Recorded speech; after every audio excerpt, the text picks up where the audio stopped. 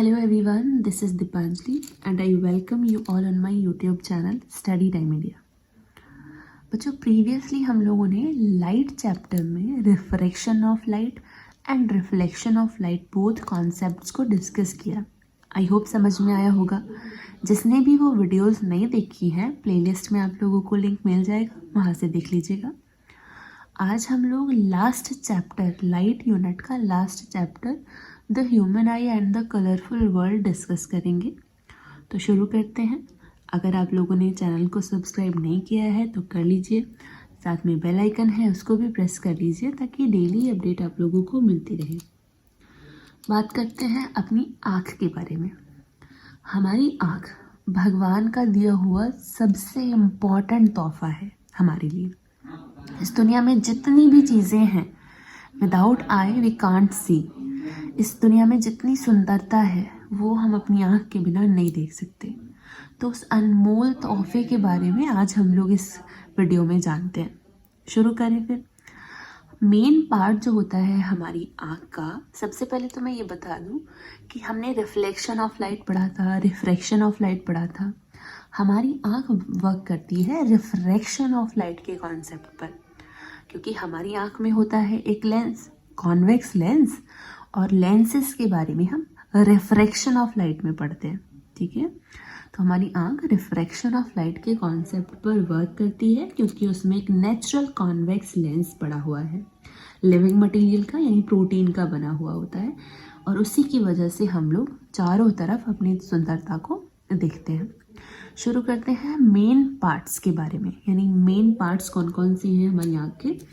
तो सबसे पहले आता है cornea, then iris, pupil, ciliary muscles, eye lens, यहाँ जो लिक्विड है वो vitreous humour, aqueous humour, retina, blind spot, optic nerve. ठीक है, वन बाय वन डिटेल में पढ़ना शुरू करते हैं।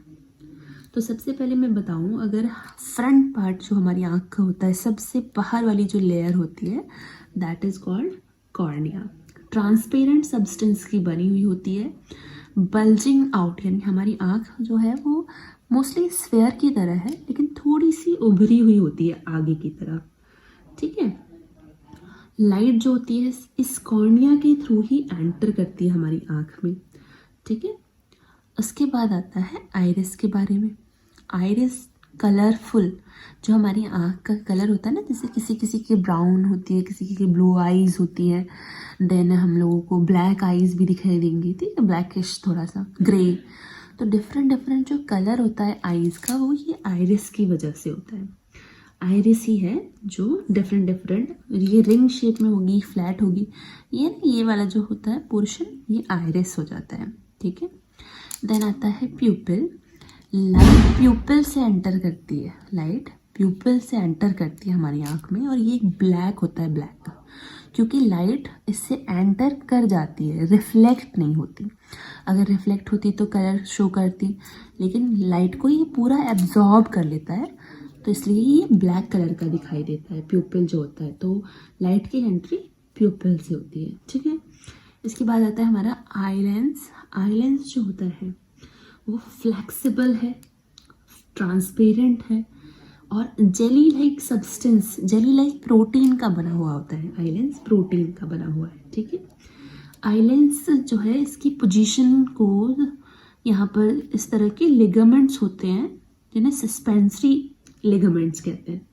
अब ये जो सस्पेंसरी लिगामेंट्स हैं ये क्या करते हैं, ये सिलियरी मसल्स जो कि यहाँ प्रेजेंट होती हैं ये, और आई लेंस को जोड़े हुए होते हैं। ठीक है, तो आई लेंस एक तरफ तो सिलियरी मसल और दूसरी तरफ ये लेंस से अटैच्ड होता है। सिलियरी मसल का क्या काम होता है, सिलियरी मसल चेंज कर सकती हैं क्या, शेप को। किसकी शेप को, आई लेंस की। यानी सिलियरी मसल्स जो होते हैं इस आई लेंस को, फ्लेक्सिबल है ये तो इसकी शेप को चेंज कर सकती हैं, इसको मोटा भी बना सकती हैं इस तरह से अगर वो दबा देंगे यहाँ पर। ठीक है, और उसको लंबा भी कर सकती हैं अगर वो रिलैक्स्ड है। कॉन्ट्रैक्शन और रिलैक्सेशन का खेल है। अगर वो कॉन्ट्रैक्ट हो जाती हैं तो ये आई लेंस जो है इसका जो फोकस है वो कम हो जाएगा, और अगर वो रिलैक्स है तो पतला हो जाएगा और फोकस ज़्यादा हो जाएगा। तो फोकल लेंथ को चेंज कर सकता है सिलियरी मसल, शेप चेंज हो जाने की वजह से। आगे आता है रेटिना। रेटिना पर प्रेजेंट होती हैं सेल्स, डिफरेंट सेल्स। सेल्स कौन सी? Rod cells and cone cells. ये दो तरह की सेल्स प्रेजेंट रहती हैं। रॉड सेल्स बताती हैं इंटेंसिटी, लाइट की इंटेंसिटी क्या है उसको बताती हैं रॉड सेल्स। इंटेंसिटी का मतलब लाइट ब्राइट है या डल है, अंधेरा है या उजाला है, ठीक है, तो वो रॉड सेल्स बताएंगी। और कलर कैसा है, जो हम अपने चारों तरफ कलर देखते हैं, वो बताती हैं ये cone cells. Rod cells and cone sales, rod intensity of light को और कोन सेल्स होते हैं वो कलर ऑफ लाइट को। रेटिना पर प्रेजेंट होती है। तो जो इमेज का फॉर्मेशन होता है, इमेज कहाँ फॉर्म होती है, वो रेटिना पर इमेज का फॉर्मेशन होता है। जैसे लाइट एंटर करेगी प्यूपिल से, वर्किंग में हम लोग देखेंगे ये सब, तो लाइट एंटर करेगी प्यूपिल से, वो सीधा कहाँ पर, रेटिना पर इमेज का फॉर्मेशन करती है। अगर आगे या पीछे करती है तो डिफेक्ट्स हो जाते हैं आँखों के, ठीक है, यानी कम दिखाई देता है या पास का कम दिखाई देता है, दूर का कम दिखाई देना। तो ये अगर रेटिना पर इमेज बन रही है तो परफेक्ट है। देन आता है ब्लाइंड स्पॉट। देखो जहाँ ऑप्टिक नर्व शुरू हो जाती है ना, ये नर्व कहाँ जाती है, हमारी ब्रेन को जा रही है। ये सिग्नल जा रहा है कि जो हम देख रहे हैं वो है क्या एक्चुअल में, तो ये ब्रेन ही तो अंडरस्टैंड करेगा। तो ऑप्टिक नर्व जो होती हैं वहाँ पर, और यहाँ ये जो पोर्शन होता है यहाँ पर, कोई भी रॉड और कोन सेल्स नहीं होती।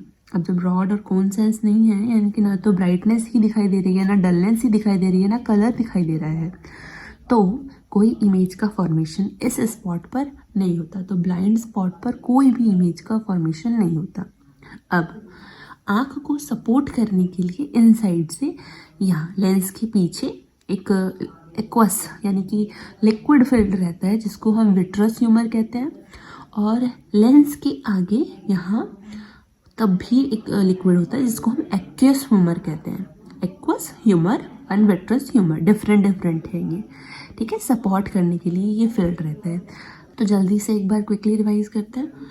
कॉर्निया है जिससे लाइट एंटर करेगी, ठीक है, सबसे आउटर ट्रांसपेरेंट है। देन आइरिस है जो कलर देता है, प्यूपिल है जो ब्लैक है, एंटर करेगी लाइट, सिलियरी मसल होल्ड कर रही है और शेप को चेंज कर रही है लेंस के। लेंस जो होता है वो लाइट को फोकस करेगा रेटिना पर। रेटिना पर प्रेजेंट रहेंगी rods and cone sales, and blind spot पर कोई रॉड एंड कोन सेल नहीं होती है, ठीक है, ह्यूमर भरा हुआ रहता है। अच्छा, हमारी जो आँख होती है ना, आँख गोल गोल, उसका डायमीटर कितना होता है, 2.5 सेंटीमीटर के अराउंड में, ठीक है। आई होप आपको ये आँख का जो कंस्ट्रक्शन है वो समझ आया होगा।